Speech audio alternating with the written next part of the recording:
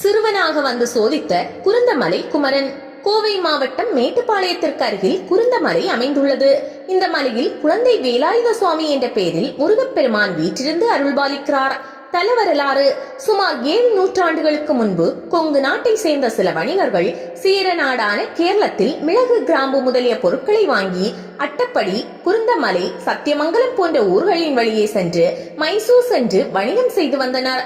அப்படி ஒரு நாள் மாட்டு வண்டிகளில் மிளகு மூட்டையை ஏற்றிக்கொண்டு குருந்தை வந்தபோது இரவு நேரமாகிவிட்டது. இதையடுத்து அங்கேயே ஒரு மலை அடிவாரத்தில் தங்கினார். அப்போது அங்கு வந்த ஒரு சிறுவன் இந்த மூட்டைகளில் என்ன இருக்கிறது என்று கேட்டான். அதற்கு அந்த வணிகர்கள் விளையாட்டாக இதெல்லாம் தவிட்டு மூட்டைகள் என்று கூறினர். மறுநாள் மைசூர் சென்ற வணிகர்கள் அங்கு வைத்து தாங்கள் கொண்டு வந்த மூடைகளை திறந்து பார்த்தபோது உண்மையிலேயே அதில் இருந்த பொருட்கள் தவிடாக மாறி இருந்தது. இதனால் வணிகர்கள் அனைவருமே பதறி போனார்கள். அப்போது ஒருவர் அருள் வந்து குறை சொன்னார். அதன்படி குருந்தமலையில் சிறுவனாக வந்தது முருகப்பெருமான் என்றும் அவனுக்கு மலை மீது ஒரு ஆலயம் எழுப்பும்படியும் கூறினார். ஆச்சரியமடைந்த வணிகர்கள் குருந்தமலை மீது முருகனுக்கு ஆலயம் எழுப்ப முடிவு செய்தனர். இதற்கிடையில் அவர்கள் மூட்டையில் இருந்த தவிடு அனைத்தும் மிளகு, கிராம்பாக மாறியிருந்தது. பின்னர் முருகனின் அருள்வாக்குப்படியே குருந்தமலை மீது வணிகர்கள் பலரும் சேர்ந்து முருகன் ஆலயத்தை அமைத்தனர். அதுவே குழந்தை வேலாயுத சுவாமி திருக்கோவில் ஆகும். கோவிலின் அமைப்பு: குருந்தமலை மீது அமைந்த முருகப்பெருமானை காண அடிவாரத்திலிருந்து மேல் நோக்கி 108 படிகள் ஏறி செல்ல வேண்டும். அடிவாரத்தில் இருக்கும் 5 நிலை ராஜகோபுரத்தை கடந்து உள்ளே சென்றால் ராஜ கம்பீர விநாயகர் வீற்றிருக்கிறார். மலை படிகட்டின் இருபுறமும் வேல்கள் நடப்பட்டுள்ளன.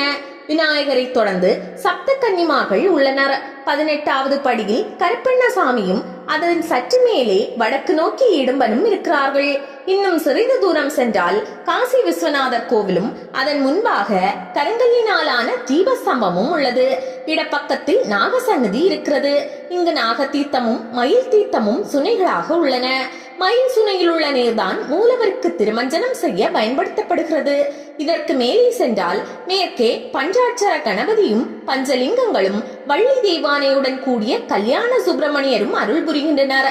இன்னும் சற்று தூரம் மேலே சென்றால் கிழக்கு பிரகாரத்திற்கு மேற்கு நோக்கிய ஆதிமூலவ சன்னதி உள்ளது. இங்குதான் புராதான கோவில் முதலில் இருந்துள்ளது.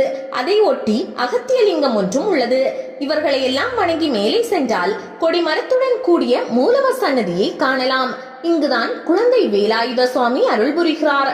தினமும் காலை குழந்தை வடிவில் காட்சி தரும் குமரன் மாலையில் முதியவர் தோற்றத்தில் அருள் புரிகிறார். கற்பகிரகத்தின் கீழ்ப்புறம் உள்ள ஆறுமுக சுனை மூலவரின் திருப்பாதங்களை நினைக்கிறது.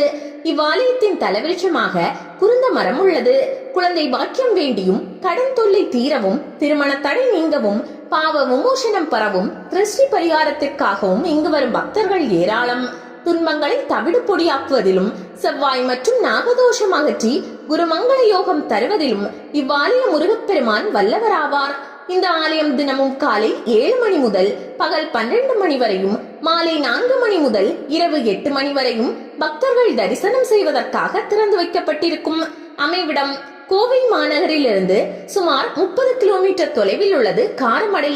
இங்கிருந்து மேற்கே வெள்ளியங்காடு செல்லும் வழியில் உள்ளது புங்கம் பாளையம். இங்கிருந்து வடக்கே 2 கிலோமீட்டர் தொலைவில் குருந்தமலை பிரிவு உள்ளது. குருந்தமலையில் உள்ள குழந்தை வேலாயுத சுவாமி கோவிலுக்கு மேட்டுப்பாளையத்திலிருந்து பேருந்து மற்றும் ஆட்டோ வசதி உள்ளது.